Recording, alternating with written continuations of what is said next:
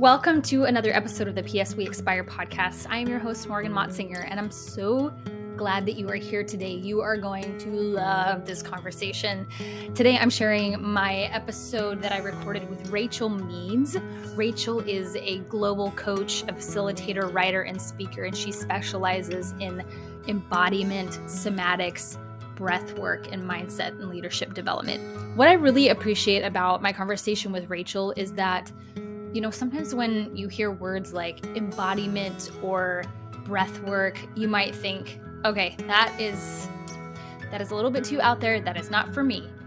And what I want to encourage you to do is to actually think about how much the mind-body connection really matters in our health and in our complete emotional, spiritual, mental well-being. The mind-body connection is so important. And what Rachael brings to this conversation is not only the kind of like abstract ideas and understanding of the mind-body connection, but also some very practical, helpful tools to use in the moments to do things like reduce anxiety, help us get back in touch with how we're really feeling about things. It helps reestablish that connection that maybe for many of us has been severed or dormant for a long time. It helps us get back into our bodies. It helps develop self-trust, self-love, and you guys know that I'm a huge proponent for all of those things. So my conversation with Rachael, I know, is going to be an encouragement to you today. If you have not subscribed to the podcast yet, please go ahead and hit that subscribe button wherever you happen to be listening. And please give us a rating and review. That just helps other people hear and see this podcast and get to tap into some of the amazing wisdom that is shared on this podcast through interviews like the one that you're about to hear with Rachael. So please enjoy this episode of the PS We Expire podcast. I'm so glad you're here. Rachael, this is so fun to talk with you today because, for many, many reasons, you're such an inspiring person and the work that you're doing is so important. But what I want to focus on with you to start is to talk about, from a high level view, what are we talking about when we use words like somatic healing and breath work and getting in touch with your body and your subconscious and your conscious mind? Kind of give us like this overview of what exactly we're talking about when we use these types of terms in the work that you are doing.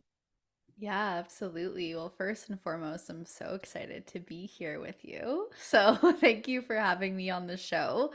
And I'm really excited to share some of these concepts and ways of being with everybody who's listening because these experiences, these modalities, have been wildly transformative in my own life and in the lives of many of my clients. And so, I'm just so passionate about this work and I'm really Mm. excited. So, first and foremost, when we're talking about somatic healing, this is really referring to the use of body oriented therapies that support emotional, psychological, and spiritual healing. So, it's really this idea that unresolved emotional trauma or stress gets trapped in the body and starts to manifest through physical symptoms and sometimes even chronic pain. And so when we're talking about somatic healing, we're really focusing on healing techniques that identify and release these stored traumas or stored stress or stored emotions through the body or in the body. And some of the ways that we do this is focusing on different methods like mindfulness, body awareness, breathing exercises, movement, touch, and other forms of physical and energetic release. So, by connecting with your body's natural process, right? Because your body is this beautiful, intuitive organism, right? Mm. That is inherently really connected to natural healing processes. And what happens when we focus on somatic healing and we're partaking in different techniques or therapies or modalities, it really supports people in creating and cultivating a deeper sense of balance and resilience within their overall well being.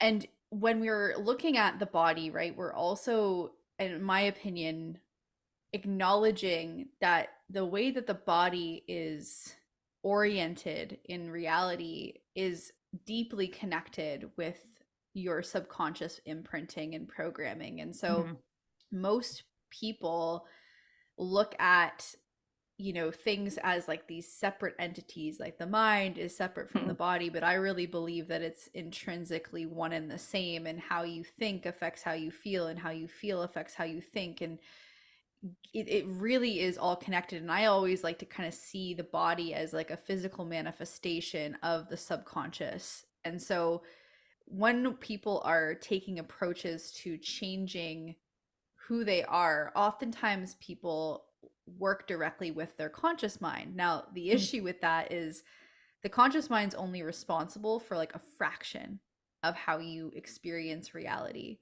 whereas your subconscious is responsible. I mean, I don't know the accurate percentage. People use percentages from like 85% to Mm-hmm. 95%. I mean, I don't know for certain what the exact percentage is, but it is at least like, that 85 to 90% of your reality is being influenced by your subconscious.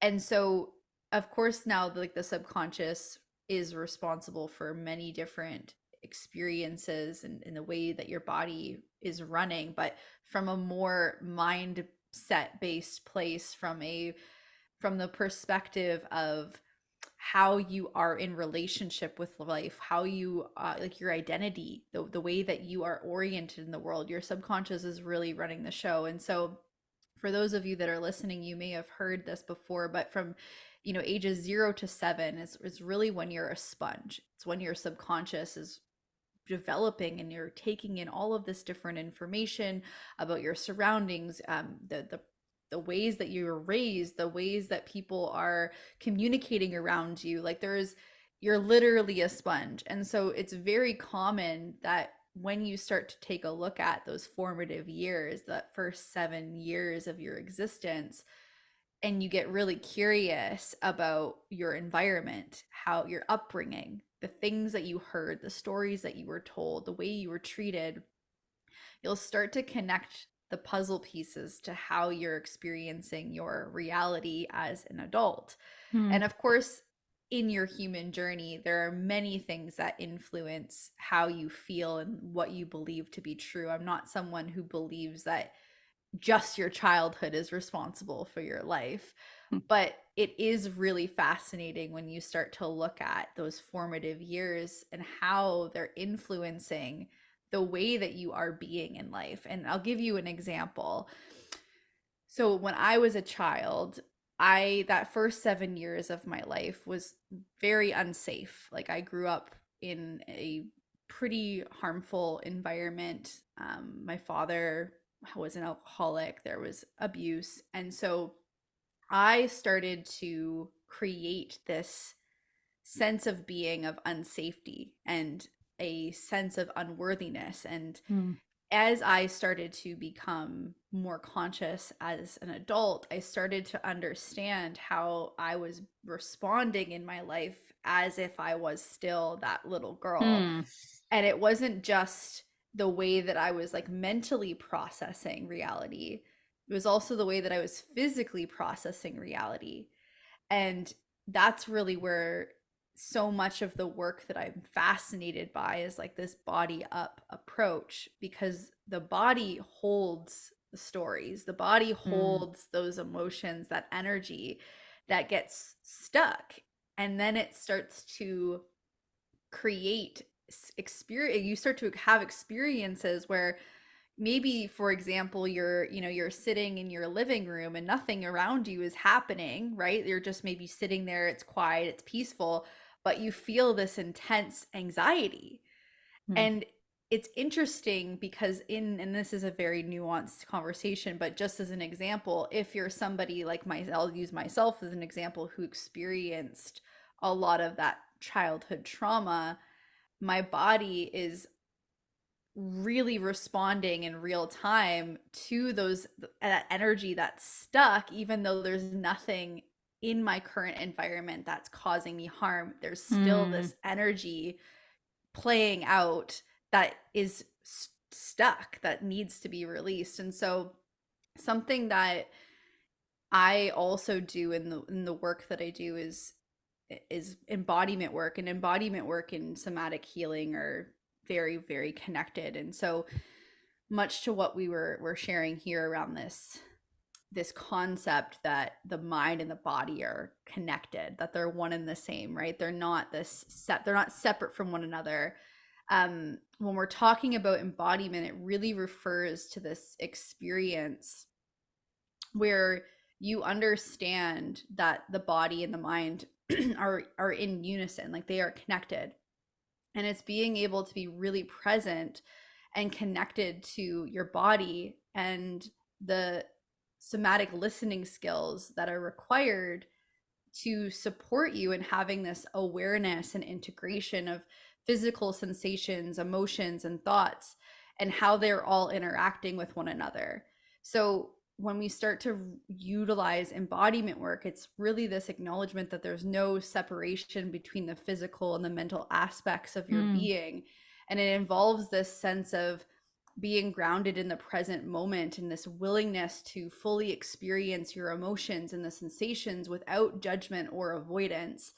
And so when we start to create space where we're using embodiment practices, it's really supportive of helping people cultivate this greater body awareness, and so that they can integrate into this deeper sense of self and to like return to this sense of wholeness.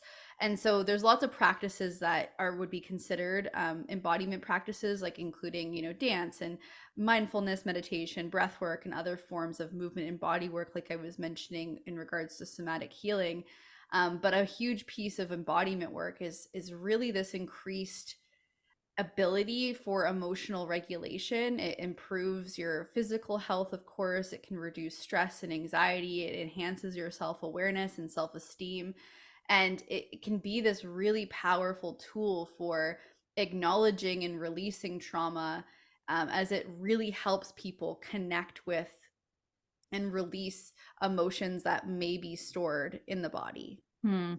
Two things that come to mind when you're talking about the mind body connection and how our early childhood experiences shape and direct many of the choices that we make in life is, you know, there probably are a lot of people like me who don't have a lot of like specific memories to that age group. And I understand, like, within human development, our brains don't put a lot of those experiences into long-term conscious memory. So when we start to dive into some of these things where we're like, okay, I don't understand like why my body is responding to what's happening the way that it is not necessary for us to know why. It's not necessary for us to be dialed in on like, okay, I'm having this response like this, which means that I can tie it back to this memory that happened when I was 4.25 years old. You know, like we don't have to have a conscious grasp on the reason why in order to address it and heal it. And I think that is such a relief for so many people to know that I don't have to be like so sharp about what happened during those ages in order to have relief or more awareness about those things. And that's so helpful to know that, because it's like, I think many of us can block ourselves from the healing that's available to us because we're not sure of the reason why we're doing the things that we're doing. And that's not necessary as we're talking about these types of tools. Before we go a little bit further, I also want to ask you about, like, you know, the word trauma is a pretty, you know, it's thrown around a lot. And so many people either like hear that word and kind of shut themselves off to that conversation. Or on the flip side, there are people that say, what happened to me is not big T trauma. So it means that I don't have anything that's stored in my body. So can you talk a little bit about how, especially in those young ages, it doesn't matter necessarily what the thing is, it matters how we interpret it, and that's why it gets stored as a traumatic event in our bodies, even if it's not like something that even makes sense to other people. If it's still, something that causes that type of reaction within you, Right. that it still may be stored in our bodies. Even for people that are like, well, I didn't have, sexual abuse or physical abuse in my childhood. So again, it's like that self-judgment. Like, why am I struggling with these things if I don't have any of those like big traumatic things happen in my childhood? But what we're saying is that our brains don't care what the big thing is, or if it's a small thing, it still can be stored in our bodies, even if consciously we're like, it doesn't make sense that I would have this response to it. Yeah, absolutely. Well, I think one of the things that's super important to know about trauma is it's not specifically necessarily just the event itself that is trauma. Mm, It's actually the energy that gets stuck in the body. And it's like the aftershock that is the trauma that gets stuck, right? mm, So for example, if anyone's listening, I really recommend reading the book Waking the Tiger by Peter Levine. And in the like first part of the book, and I might not do this story full justice, but the gist of the story is that years ago there was a situation where there was a group of children that were abducted, and they were taken like underground somewhere, okay? And it was like awful. They were like in, I don't really know exactly how and what specifically mm, led to this, but the gist of the story is that there was this mass abduction of children. And there was a situation where one of the children found a way out of where they were basically being captured. And this child like led this group out of mm, this space that they were being captured in. And weeks later, what was happening is a huge number of these children were having massive PTSD experiences from this event. But the child who found the way out and led the children out of where they were captured wasn't having any of these somatic and psychological issues. And so what can happen is, there's just like any situation, multiple people can experience the same thing and have completely mm, different experiences from that event. So, what is traumatic for one person might just be a challenging situation mm, for another based on their map of the world, based on the fight, flight, freeze, fawn response that ran through the body. And what happens is when the body goes into that sympathetic state and goes through the fawn, flight, freeze, or fight response, and that energy doesn't get discharged, it mm, gets stuck. So it's the discharging of that energy that means like you can go through a really hard time and not have a traumatic response to that event because that energy got discharged, right?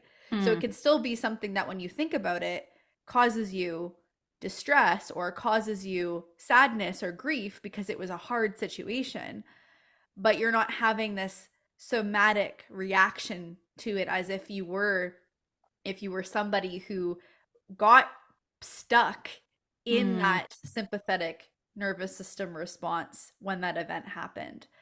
And so that's really the piece where when we're looking at like people not needing to consciously remember, and this is the other thing in this, to release trauma from your body, uh and from your mind, like from the whole thing, you don't have to relive the trauma, mm, and you don't have to go into the trauma for that energy to release either. And that's something that we see a lot when mm, when we're doing breathwork journeys and we're taking people through a big somatic release. They're not necessarily thinking about what caused that energy to get stuck in their body. They're feeling it and they're creating an exit ramp for that energy to leave the body. So wow. does that make sense? That's so helpful. And that feels like it would be relieving to so many people who feel like they don't want to open the door to this type of work because it is so scary to think about reliving events, Mm. or again, the pressure to try and remember what it is so you can heal it. And what I really appreciate about what you're saying too is that it just is like saturated in compassion. It is saturated in compassion for ourselves to know that my response doesn't mean that there's anything wrong with me. So Yes. just because someone else, seems like they were okay in, whatever event happened with them, and why am I not okay? Does that mean that I don't have like, that I'm not strong enough, or that I don't have enough faith, or that I am not, that there's some deficiency Mm. here that hasn't allowed me to deal with it in a quote unquote good way or healthy way? It's like, no, there are so many factors at play that determine why we respond the way that we do.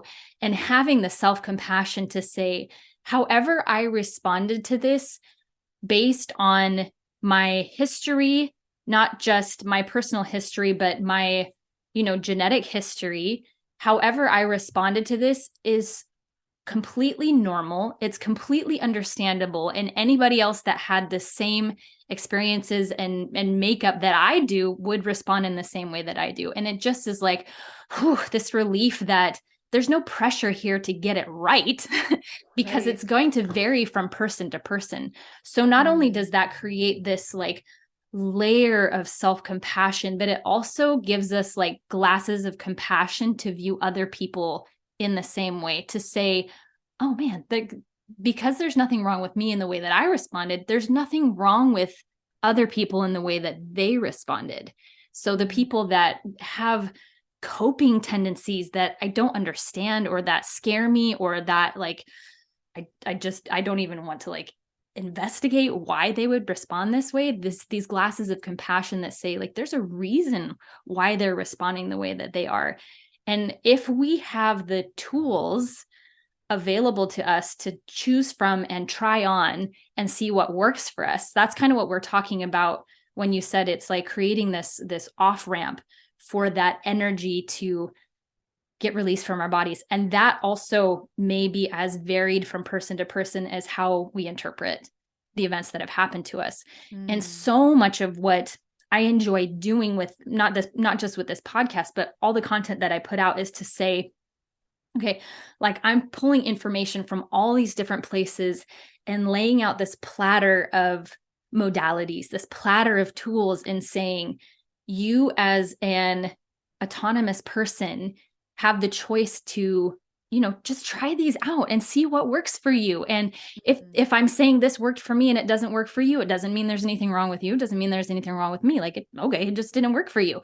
And to become these like little scientists that are interested in like just trying things out to see if they help me create and live the life that feels most pleasurable and full of joy and full of connection as possible.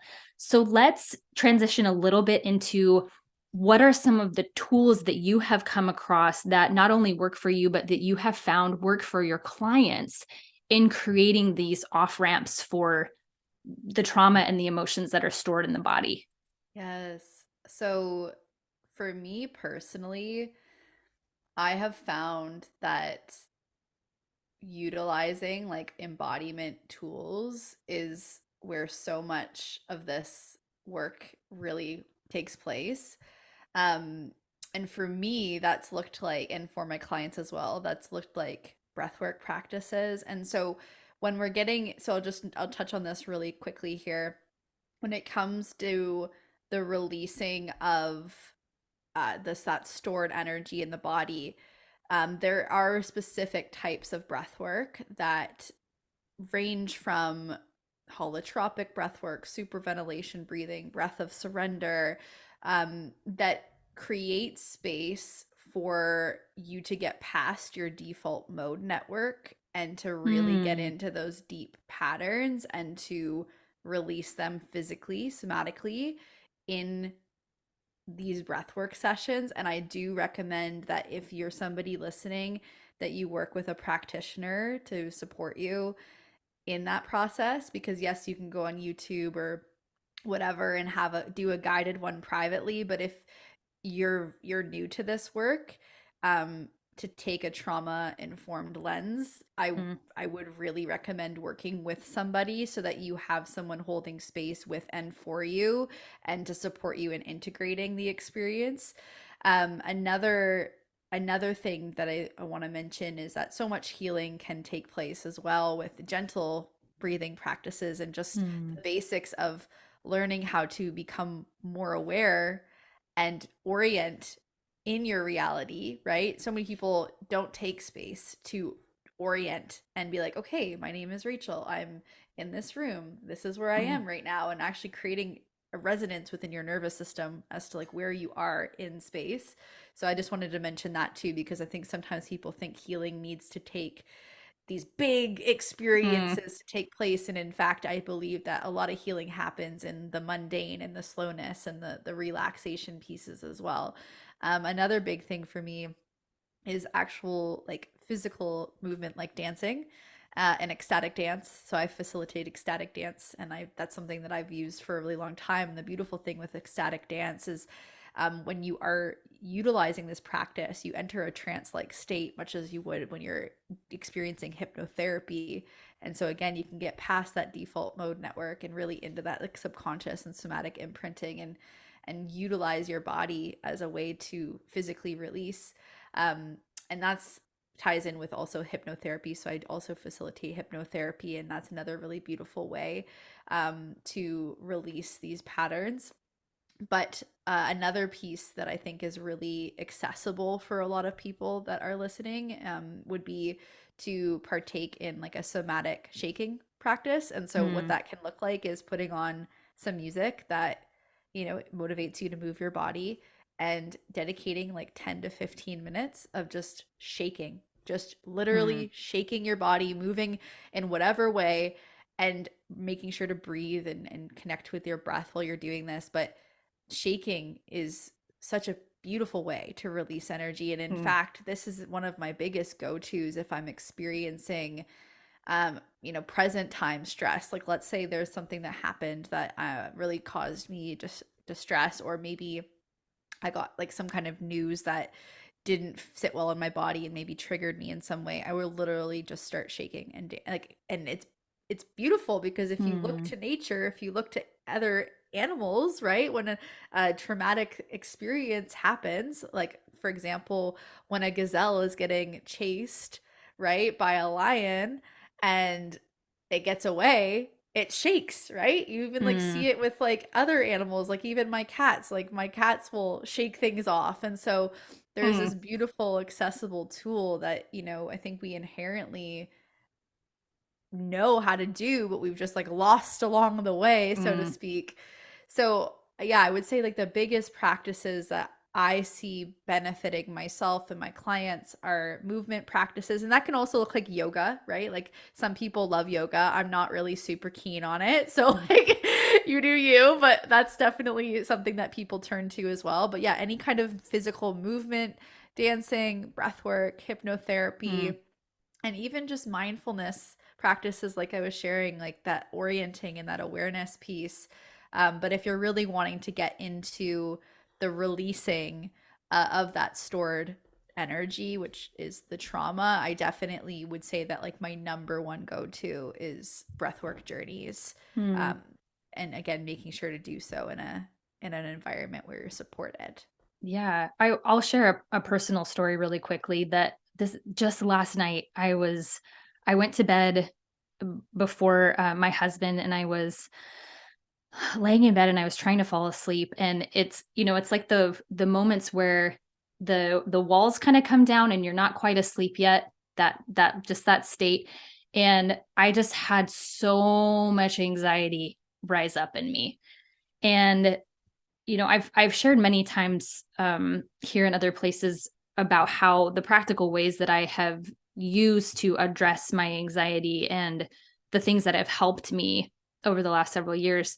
Um, and so sometimes when that happens, I can have these moments where I'm like, ugh, like I thought that I got over this, but it's not that. It's all part of the healing and the release of that energy. So practically what that looked like was, instead of just laying in bed and trying to talk myself out of it, or, I was doing some breathing and I still wasn't feeling better. I got out of bed and I stood up and I just started bouncing on my toes and shaking my Yes. hands and breathing and breathing and breathing.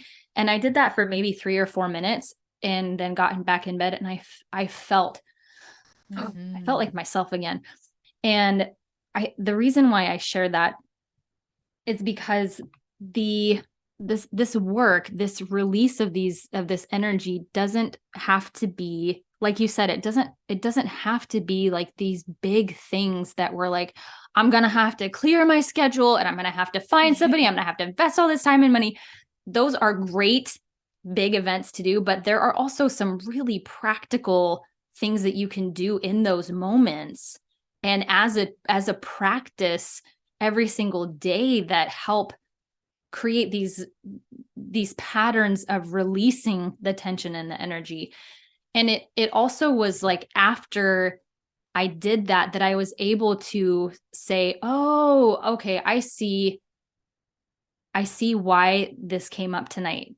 It was only then, after it was released, that I was able to take a lens to like why that was happening. Because in the moment, there's no way that I'm going to be like, why is this happening? And this is how I'm going to do it different next time. Like, that can't happen because the energy is all swirling in there. Yes.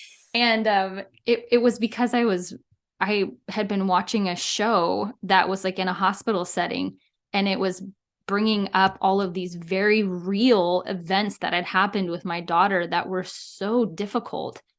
And what a gift to be able to move the energy that then enabled me to look at the choices that I was making and to then do something different. Yes. But you can't do that if it's stuck in there and we're always in that state of being activated, having that system activated, the fight, flight, freeze, fawn. Yes. We can't. It's really difficult to make change when your body and your brain are in service of those systems and those reactions right now. Yes, and that's such a huge thing, is like recognizing that when you're in that state where you're experiencing some kind of arousal, like the part of your brain that's usually like able to like rationally look at things is not activated. It's not like, online. It's like it's just taking a little snoozer, and your amygdala is like, danger, everything's not okay, and you're like in survival. You're in a survival response. And so what you shared is like a perfect example of, I don't I don't believe that when we're having these somatic responses that like you can think your way out of it. Like, I think it's like in those moments where we need to do something to change our state of being. And it can be as simple as, yeah, just getting up, bouncing on your feet, shaking it out. It might look like going and getting some fresh air. It might look like getting a drink of water. It might look like taking a shower, like doing something that like physically kits you back into your body and connect, right? Because oftentimes when we're feeling that survival response and we're anxious or we're overwhelmed or we're overstimulated, it's so often that you'll feel like very like out of body, up in head, and you're not like, you probably can't really sense your like your body. You're in this like really intense energetic state, or you might be feeling a lot somatically where you can't even think. And so depending on who you are, obviously it's going to like very much differentiate between what experience you have. But in that, I believe that regardless of how the reaction's taking place, like taking some time to change the state of being physically versus sitting in it and spiraling and trying to logically think your way out of it, when that part of your brain's not even it's not even there right now. Yeah. It's kind of like with my 7-year-old, if he is having a meltdown about something, if I try and get in there and be like, here are the reasons why you can't do this right now. And we blah, blah, blah. And I'm like logical. Like there's no connection happening there between me and him because I'm coming at him in a high emotional state with a low emotional state and high logic. And you can't, it's like, Yes. you're missing each other.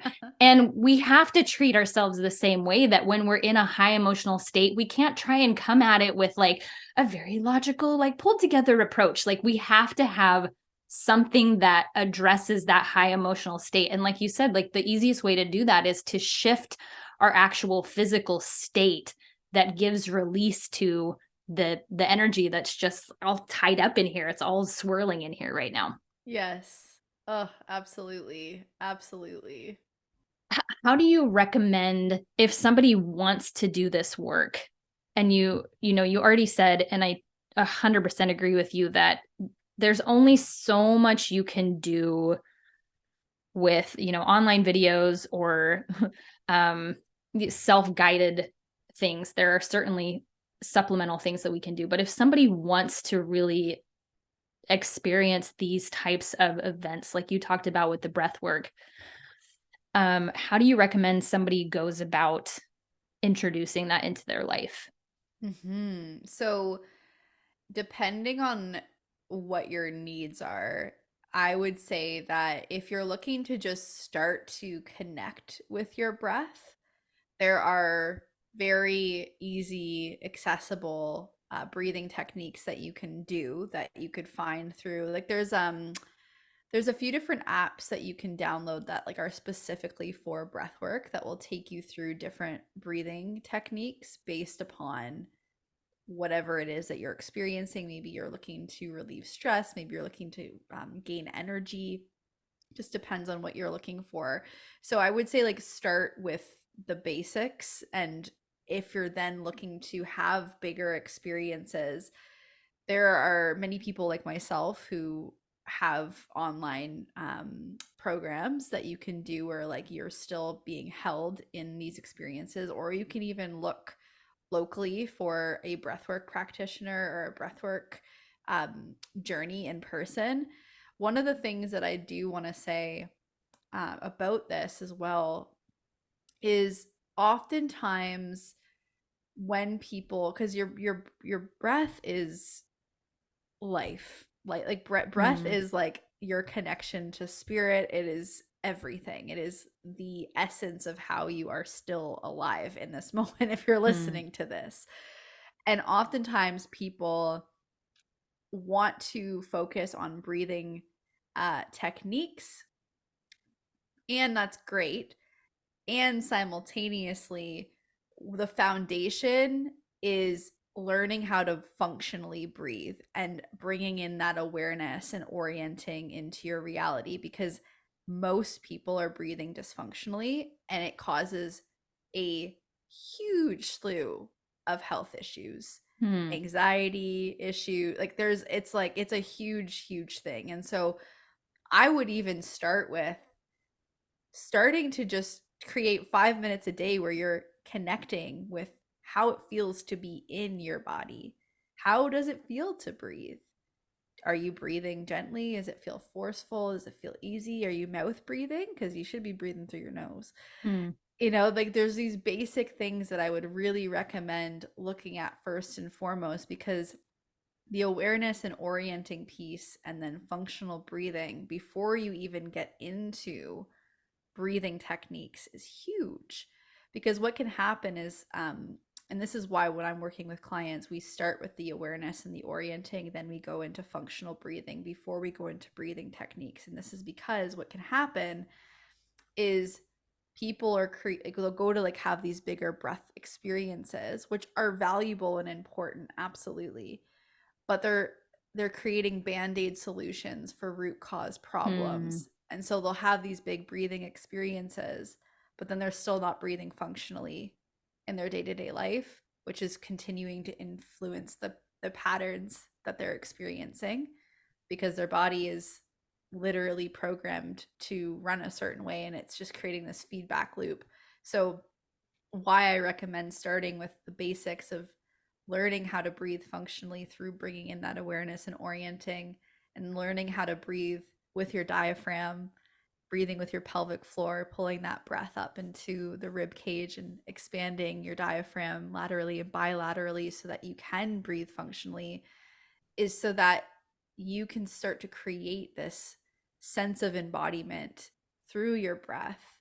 And then when you go into these bigger experiences, it's kind of like if someone were to go to a psychedelic experience and then not have any integration, and they were just like constantly going to like ceremonies to like feel releases, but then not integrating the experience. Like who you're being on a day-to-day basis is going to influence your reality in a big way. So I would recommend starting with learning how to breathe functionally, and you can do this through, again, working with a practitioner like myself, or even just, again, creating space to connect with your breath, connect with your diaphragm. Do you even know how to breathe with your diaphragm, right?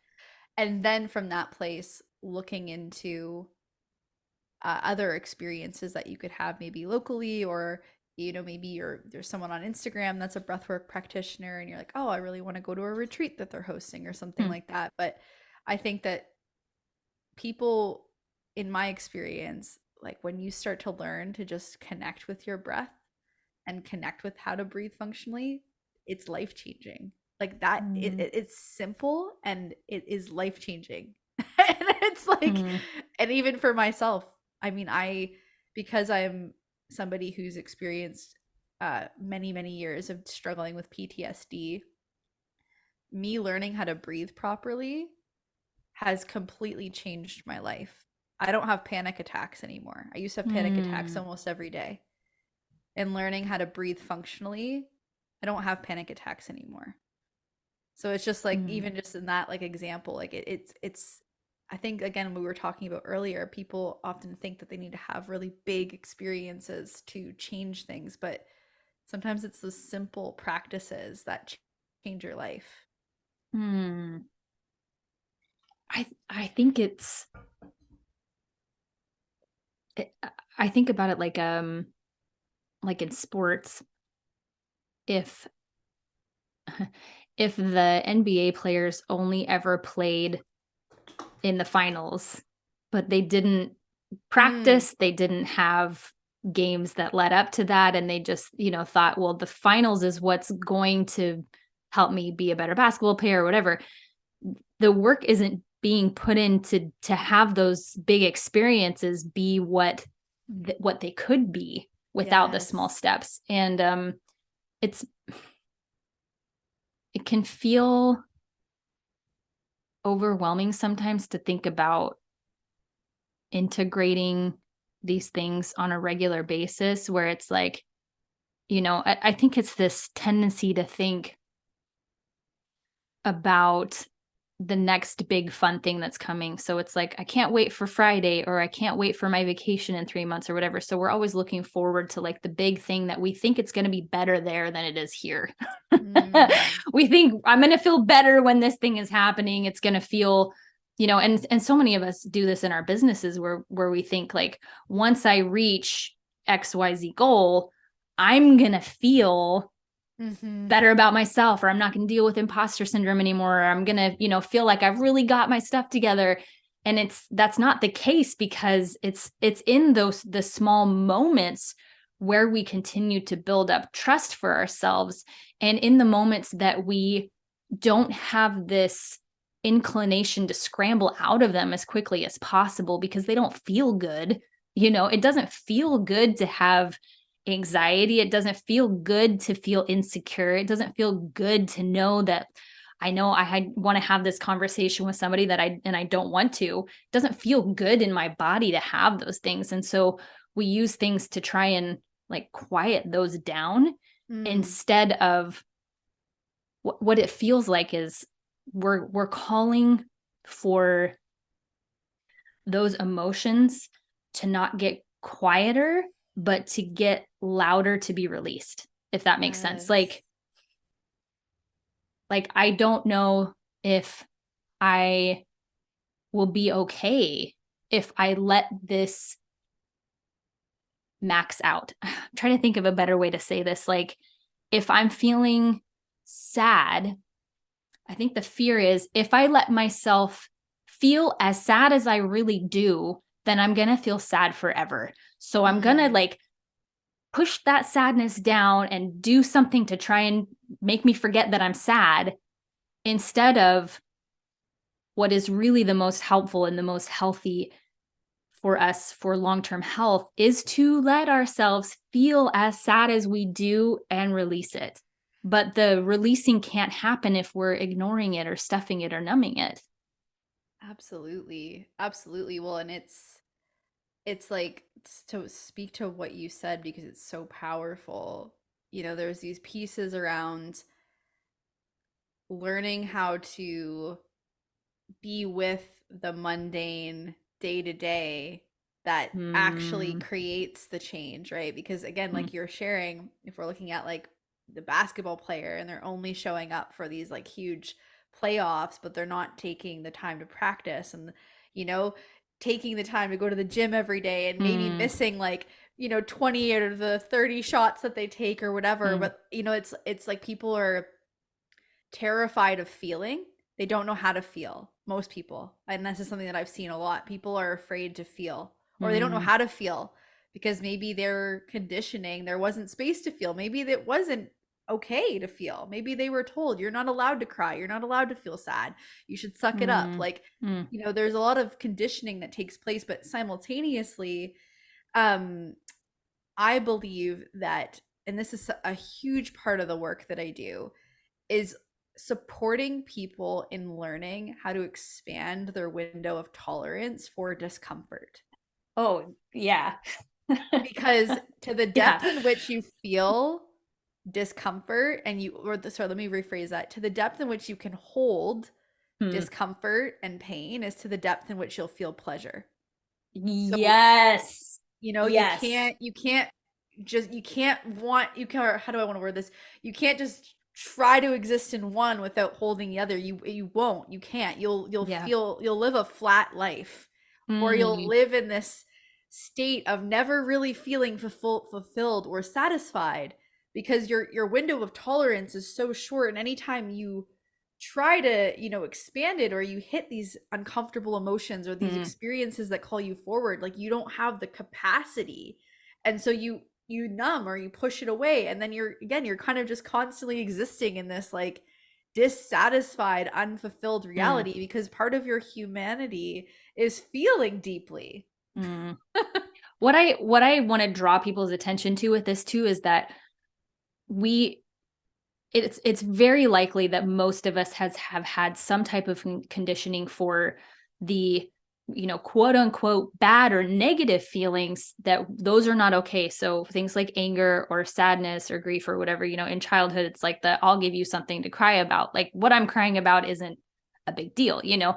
Many of us have had that experience, and I would say that also we many of us had the experience of allowing ourselves to feel as excited or ecstatic about the things that we are, and that also has been tamped down. Yes. And what I not in the sense of like that this is some big conspiracy, but more so in this understanding that when people are not too one way or the other, not too big in either direction, that people feel like their behavior is more predictable. So if we are told that to be neutral or to be flat, like you said, is what is acceptable because it is the most predictable, then there will continue to be things that try and make us be like that. And that middle space of being flat is feeling numb to life. Because Mm. like you said, like when we're told that that is what is best, then we will continue to find ways to make that happen, instead Yeah. of what you're offering is that in I love the phrase expanding your tolerance, because like you said, it's like in what we're doing, I've thought about it like blowing up a balloon, and this has been part of my experience with Annie, was that for so long I was trying to escape the Mm. depths of grief that came with her diagnosis. Mm. Understandably so. Like, who wants to feel Yeah. that? It sucks. But when I allowed and accepted how I felt, it was like this balloon was being blown up, that not only was my capacity increased for the grief to feel the depths of how much this was so painful and so difficult to go through, but it also increased my capacity for joy and connection.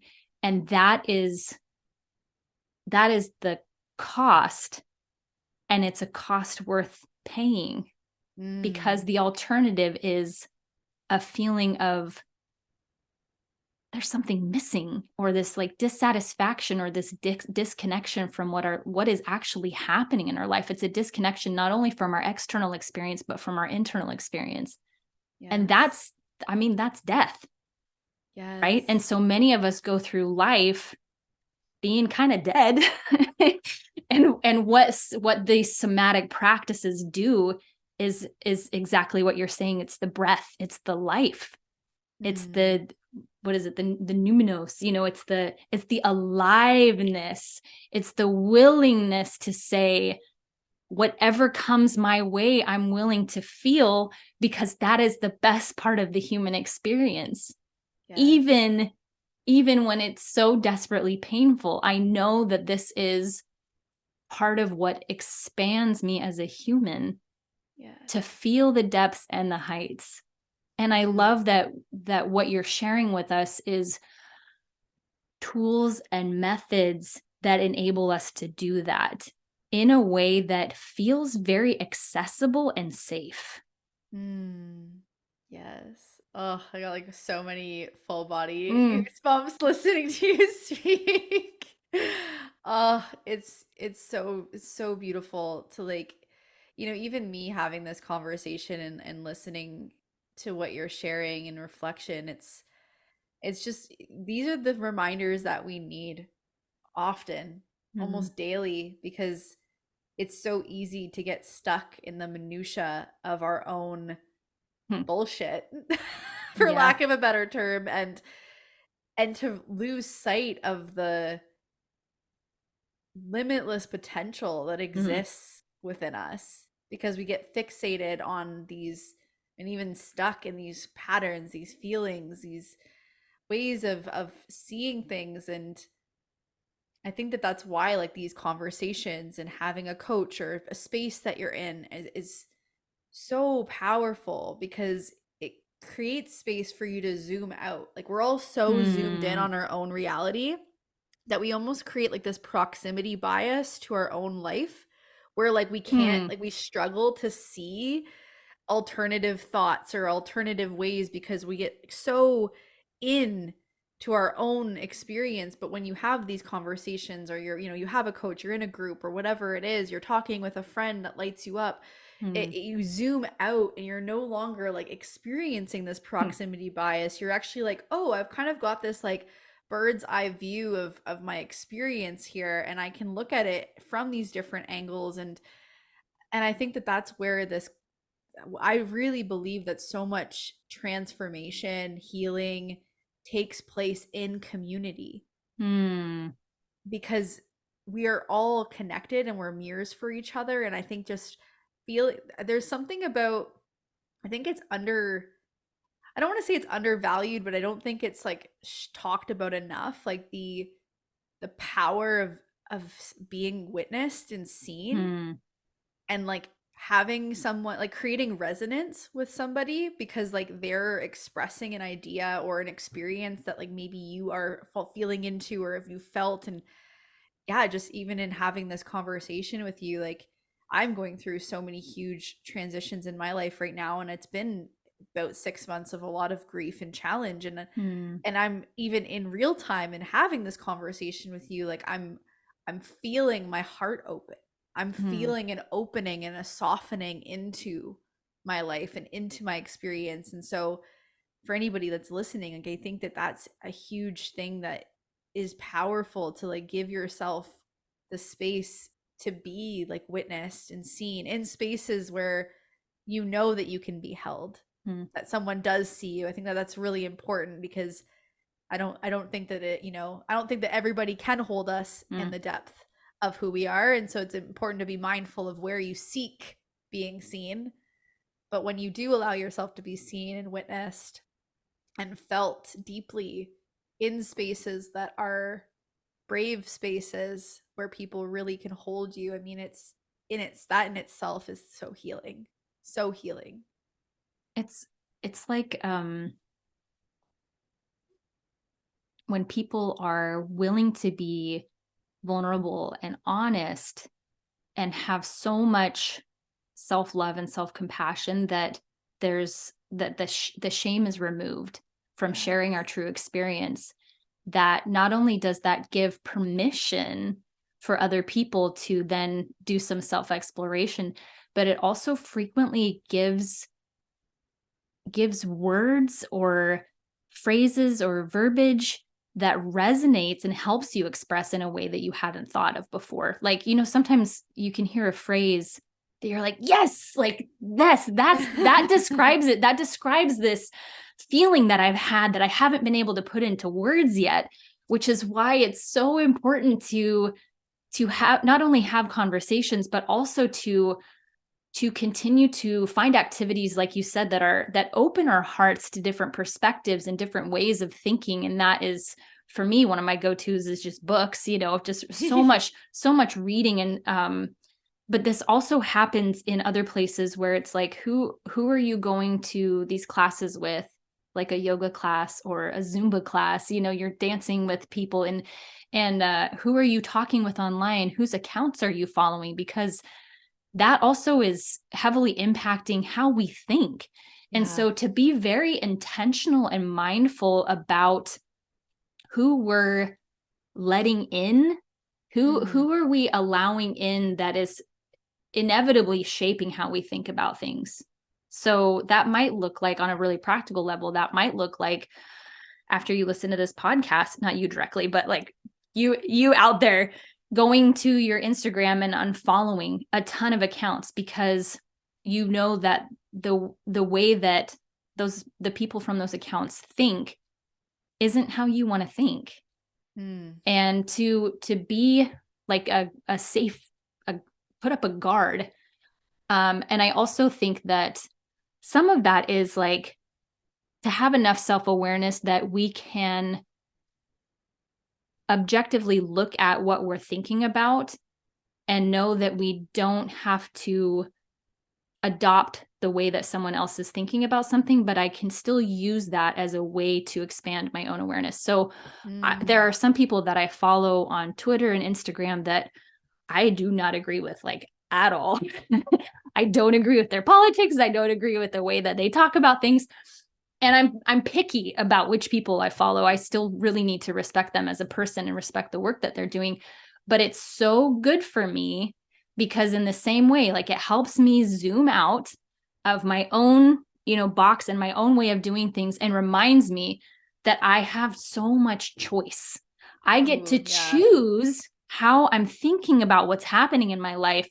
And sometimes that can only happen when there is such an an opposite to what we are currently thinking that reminds us, oh, like, I can think about this differently. It may not be the way that that person's thinking about it, but I have so much choice here. It's not an A or Mm. B thing. It's an A through Z thing, that I can think about it this way, or think about it this way, or think about it this way. And that's so helpful even on a level like with relationships, where we get so sure that the story that we're telling ourselves about the other person is the right story. And to be able to introduce the or, like, they're doing this because blah, blah, blah. Oh, or they're doing it because of this, Mm. or because of this, or because of this. And that happens when we're willing to do that with our own selves and our own beliefs and our own perspectives and our own way of thinking about things. It's this letting curiosity saturate every single part of Mm. us. And Yes. curiosity is such an expander. Yes. Ooh. Oh my gosh, I like love this. And so curiosity is one of my values and Mm. something that my friends are like, we need to get you like bumper stickers that say "That's so curious," because like that's like something that I say all of the time instead of, and it actually has been a way for me to retrain myself to approach things from a lens of curiosity instead of judgment. And don't get me wrong, as human beings, we naturally judge things, but like it supported me in being like, huh, that's really curious. Like I wonder what's true for that person, or I wonder what's alive for that person. And I really love what you're sharing about it's kind of like exposing yourself to, yeah, other ways of being or other ways of thinking. But that's actually where, like, one of the things that I thought was so powerful about what you were sharing is, in relation to what I'm about to share, is this is where emotional intelligence is key. Because if you were to be, following a bunch of accounts that you really didn't agree with, but you didn't have the emotional intelligence to like regulate yourself when you read those posts, you may find yourself in a constant state of being activated or triggered. And that's where I believe like inviting in conscious social media use is so important. And that's extremely difficult when the vast majority of us are addicted to our technology, especially our phone, and we scroll mindlessly. But I believe that, yeah, exposing ourselves to different ideas is super powerful because it supports us in not creating this like echo chamber within our lives. And simultaneously, yeah, I really believe having that emotional intelligence is huge, because if we don't have emotional intelligence skills and we don't have curiosity, we're going to constantly feel like we're under attack the moment that something doesn't fit into our frame of, or like our self concept. As soon as something doesn't fit into our identity based belief system, we'll take it personally and we'll feel like it's an attack on ourselves.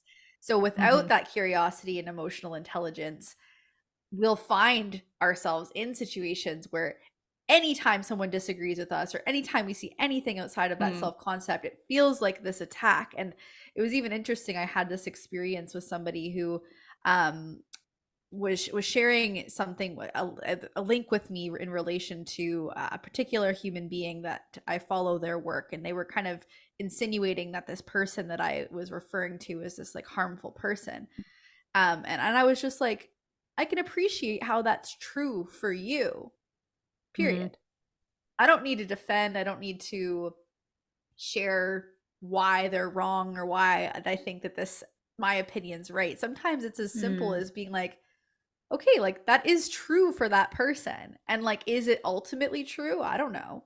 But for me, it's not true. And like simultaneously, like that gets to be fine, like it gets to be okay.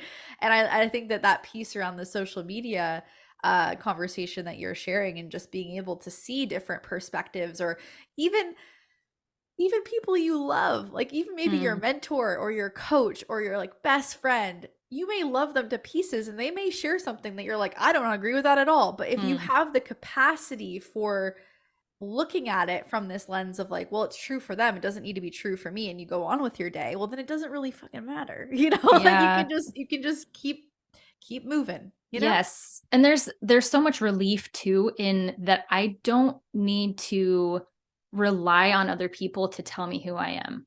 Yes. It's like I don't have to have them agree with everything I agree or believe or feel to validate my internal experience. Like it makes sense that our brains are obsessed with finding out what the capital T truth is, because it goes back to our early conversation of like, why. I think that if we believe that I can know why something is happening, that means that I will know how to avoid it in the future, thereby removing any uncomfortable emotions from my life forever. And that's just, it's not true.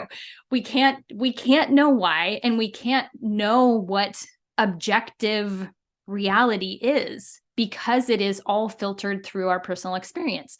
And so what has been a helpful reframe for me is asking myself, not so much is this true, but is this useful? Is this useful to me? If it's not, then okay, like I can find something else that is more useful to me in my personal goal of connecting with myself in a way that feels best to me, and also connecting with other people in a way that feels best to me. So it doesn't matter so much if it's true.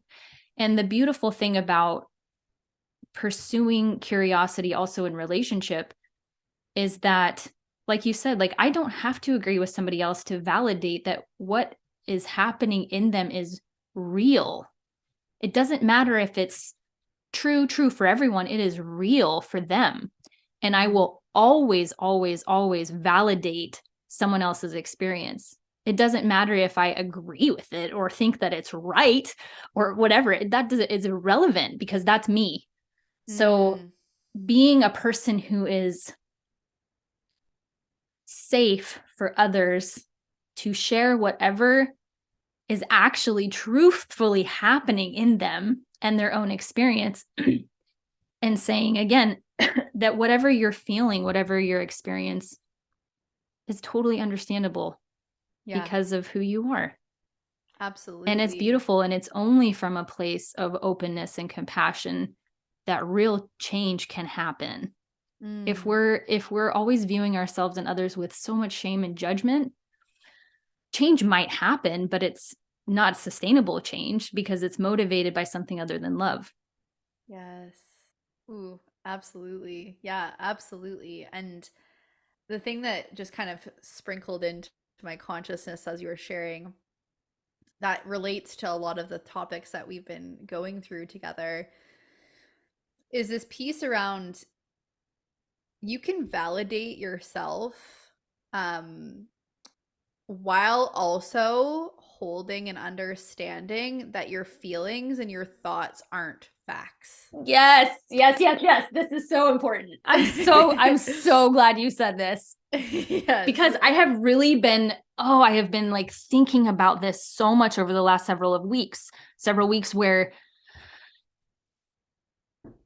how do we validate how we're feeling and really feel what we're feeling, and also know that it may not be true or helpful. So like I may have feelings that I am worthless. That doesn't mean that feeling is true. That means that feeling is real. That's actually happening to me. I actually feel that or think that. But that doesn't mean that because I feel it, it's true and that I need to feel that forever. Yes. And to hold our beliefs really loosely is such an important skill to develop.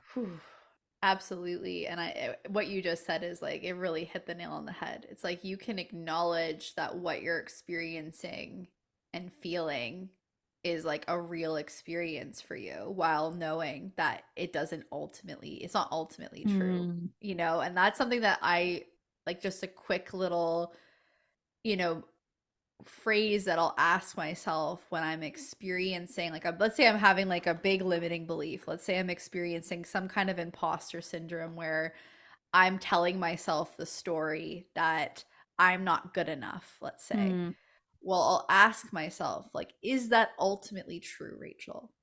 And what could be true instead? Because it's the curiosity piece. It's like, what could be true instead? Like, could there be a different truth here?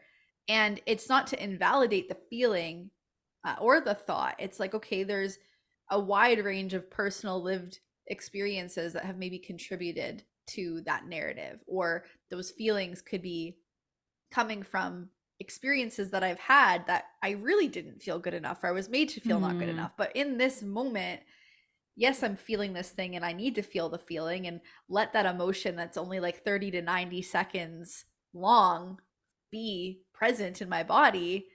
But then I can also create space to acknowledge that, like, I can validate myself while also knowing that my feelings and my thoughts aren't facts necessarily. I think that that's like a huge piece. And I believe what you were sharing about the shame piece is everything too, because we can't create sustainable change through the lens of shame, whether that be shaming ourselves or shaming another person. Like, the moment that you're operating from shame, it's a losing battle. It's like the snake eating its head. Like, it's just going to perpetuate more of the same. So I think that approaching things from that, what you were sharing, this lens of compassion, and which is ultimately love and curiosity and understanding. And I think that it doesn't, it's not to say that if somebody causes us real harm that we need to just flat out accept the behavior. But I do believe that, and I can only speak from my own experience through having gone, different experiences with abuse and sexual assault and things of this nature. I've been able to get to a place of validating myself while also forgiving the situations and being able to approach it from this lens of like compassion, which sounds really, really edgy when you may be in the thick of a experience. Like, I don't know if I would have said that years ago, but on the other side of it, it's like, I think that compassion is one of the most important experiences that we can create in our lives as human beings, for ourselves and for the world and humanity. Like, it's and it's the wild thing is compassion sometimes can feel like the hardest thing to reach for, but it's the medicine.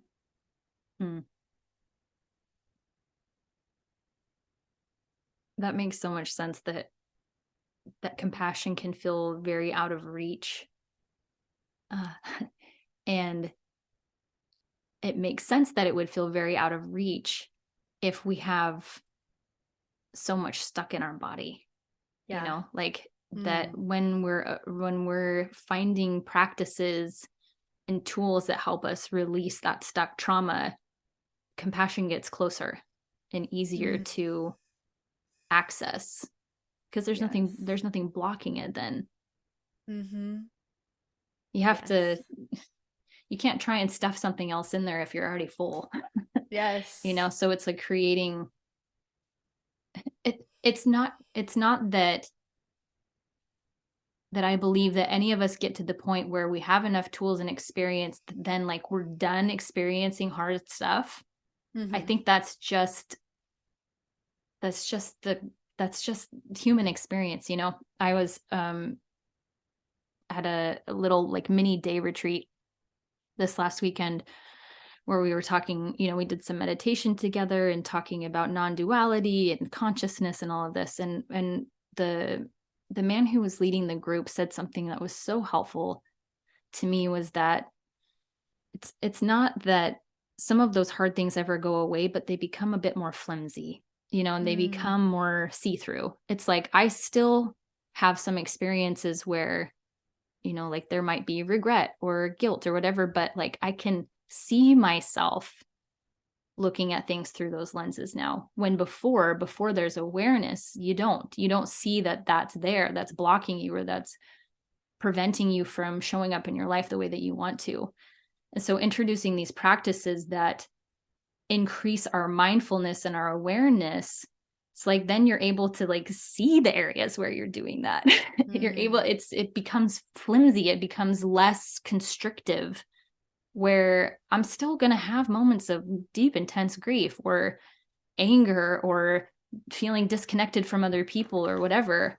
But now I have more tools at my disposal to let myself feel those things all the way, and to be compassionate with myself when I see the times when I've made choices that are hurtful to other people or hurtful to myself, and to not bring loads of shame on myself for that. And like, you idiot, I can't believe you're still doing that. No. It's not that. It's that I'm becoming more and more aware of those patterns, and the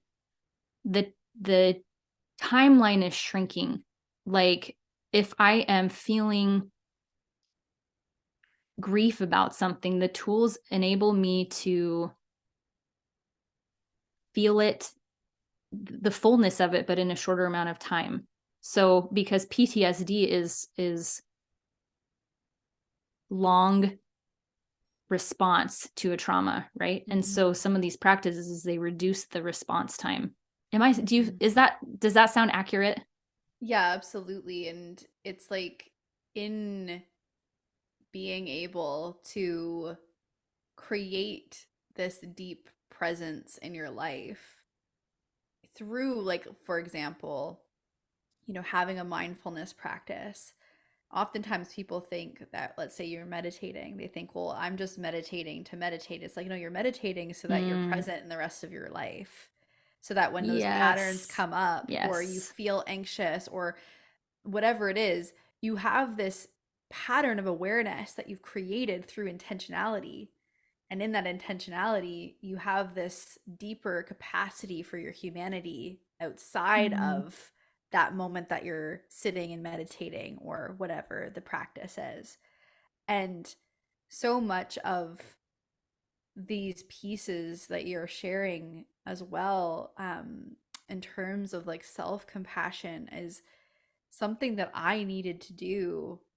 And it's it's something that I feel embodied in, I would say, for the most part now. I still have my moments, but I've needed to forgive myself for all of the things that I've done and have partaken in when I was in survival mode. Because when you're in survival mode, and if you are somebody who has experiences with trauma that influences your life in some capacity, or you've had experiences with PTSD, for example,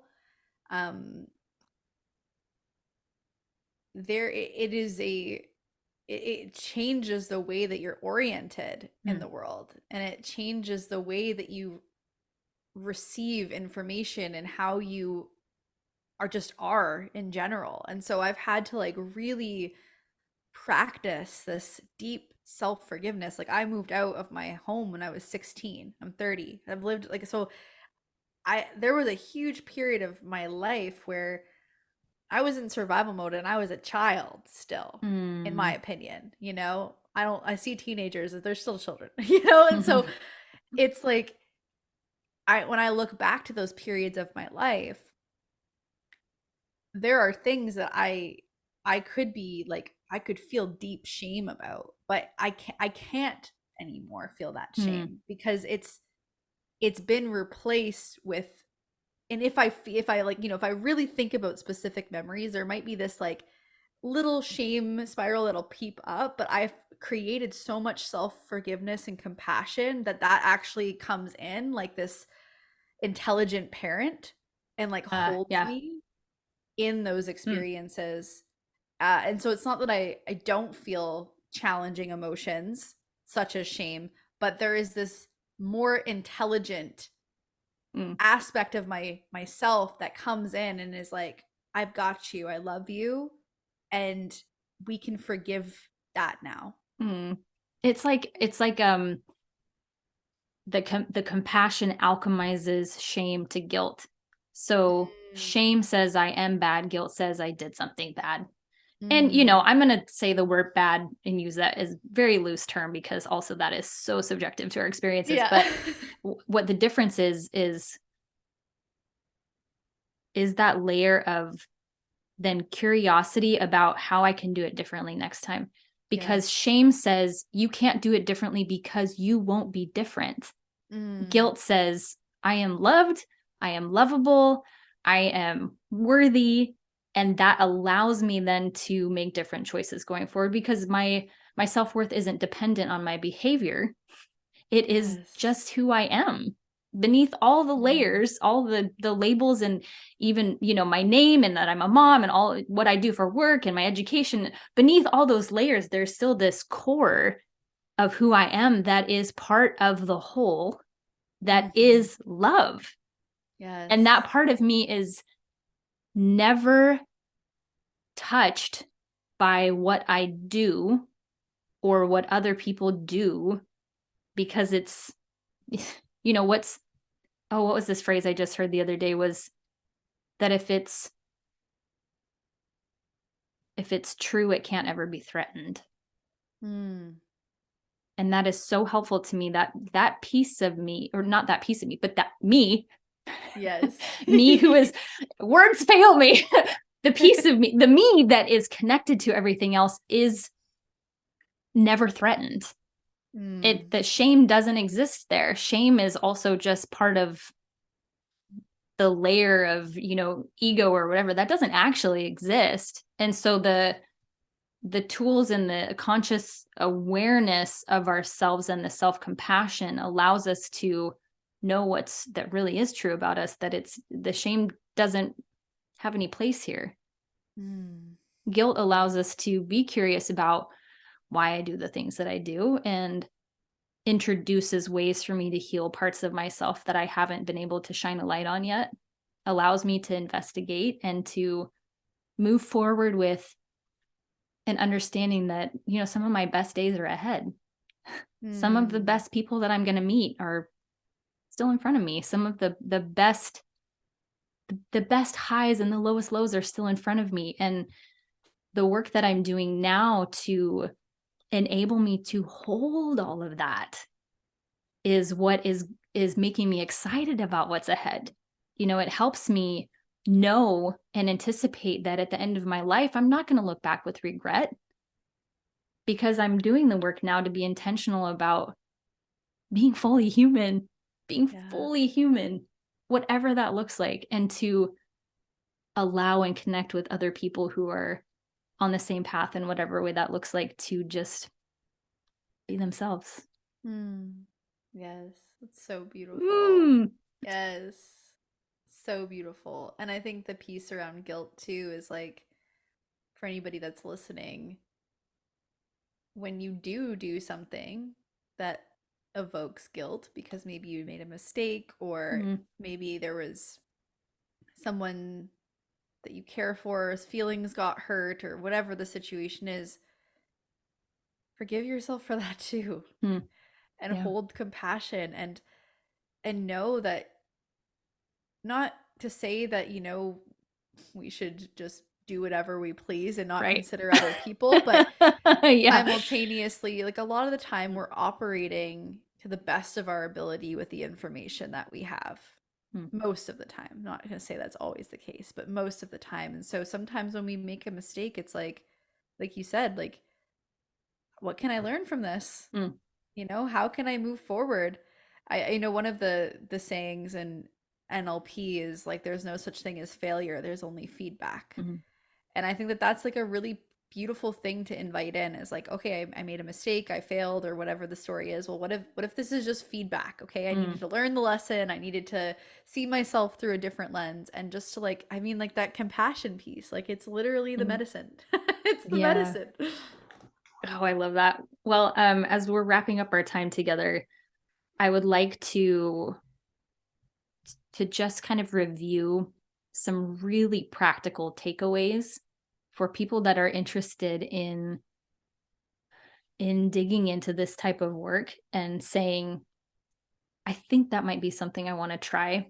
What are maybe like 3 super practical things that they can do on a day-to-day basis that don't require them reaching out to anybody else or taking time out of the schedule? Like, what are 2 or 3 things that, like, today we can start to introduce into our habits, our routines, our daily practice that are going to open us up in this way? Yes. So, first things first, I would recommend this awareness and orienting piece. So, when you wake up in the morning, before you eat any meals and before you go to bed, take a few moments to bring awareness into your body, bring awareness into who you are, like even saying your name, like, I am here. This is what I'm doing. How am I feeling? What sensations do I notice in my body? What textures do I notice in my body? What does that feel like? And just taking a few moments to be curious and create that baseline of awareness and orienting when you wake up, before meals, before you go to bed. Another piece would be to practice breathing through your nose, out, in and out through your nose, if that's accessible to you. Unless you have some kind of condition where you absolutely cannot breathe through your nose, most people should be breathing in and out through their nose. And I would encourage you to practice. You can literally just put your hands on your ribs, your rib cage on both sides, and practice breathing in with your diaphragm and feeling the expansion laterally and bilaterally of your into your ribs, and just see how it feels to breathe consciously in and out through your nose into your diaphragm. And just practice that throughout the day. It could be when you're sitting at your desk. It can be, even taking like a couple seconds before you eat your meal and just taking like a few deep breaths in and out through your nose. You can even practice that before or when you wake up, before you go to bed, just taking a few seconds to be like, okay, I'm going to take some deep breaths in and out through my nose, creating just this resonance in your body. And then another thing that I would really recommend is creating some kind of practice where you create space for like movement. And that might, and I mean, maybe someone listening is like super into movement already, which is great. But I would recommend utilizing movement as a tool for self-exploration and as well for processing emotion. And it can literally be super simple. Like you could look at it as when you're getting ready in the morning, just like practice just kind of like moving around, just like how does my arm move today? What does that feel like? How does it feel to move my leg right now? But I also think that from the lens of processing emotion or challenges, that shaking practice, super accessible, unless of course you are unable to do it for whatever reason. But most people, that shaking practice take 5 minutes, can be even less when you're getting started. Bouncing up and down on your feet, feeling just like you're, toe to heel, bouncing up and down, moving the body, shaking the body. And you can even let out, this is another piece that can be really helpful, is you can let out different sounds. So fluttering your lips, like can be really good while you're doing it. You can also do lion's breath, which looks kind of funny. It's like, you'll be able to see. Oh, let's see it. So you're like, it's a practice in yoga a lot, but you can, if you're listening to this, just look up lion's breath. It might look ridiculous, but it does feel good. You can also let out sound. So a sound vibration that's like really resonant with your heart is the sound of ah. So if you're just like ah, letting out that sound while you're moving can be really helpful. And then one other tool, I'm just giving you lots of stuff. This is so great. Thank you. One other tool that I think is really powerful too, that supports, there's a lot of different benefits, but particularly for calming down the nervous system, it helps activate the vagus nerve. It's humming. And you can hum when you're driving to work. You can hum while you're at your desk. Taking and this is the other piece, when you hum, so you want to hum and like try to feel that vibration in through your whole like upper respiratory system, but make sure that you're breathing in through your nose. So you want to make sure that you're utilizing this practice, breathing in through the nose, humming as you're letting the air out through the nose, and do that at least 8 times. I love that so much. I'm going to be, driving to pick my kids up from school and yes, it's so fun to even like feel that in my body, and like going off on a little tangent here, but like have my teeth not be totally touching, and like feel the like the vibration between my teeth. Like it's like the introduction of the awareness and the pleasure of the self-exploration. Yes. It's so fun to try these techniques on and see how they feel, because she's given us 4 or 5 here, and you've given us 4 or 5 here, and you might find one that you're like, yes, like this feels so good.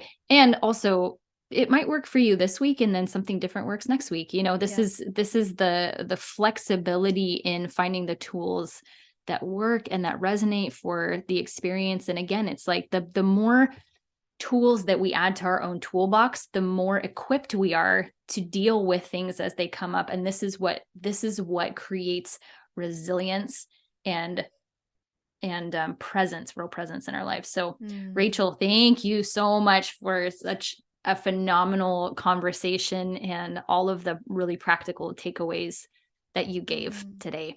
My What a pleasure. pleasure. I'm so grateful. I'm Such a so treat. grateful. Such a wonderful conversation. Thank you. And thank Thank you, everyone, you. for listening. Yeah. So before we go, P.S. we expire.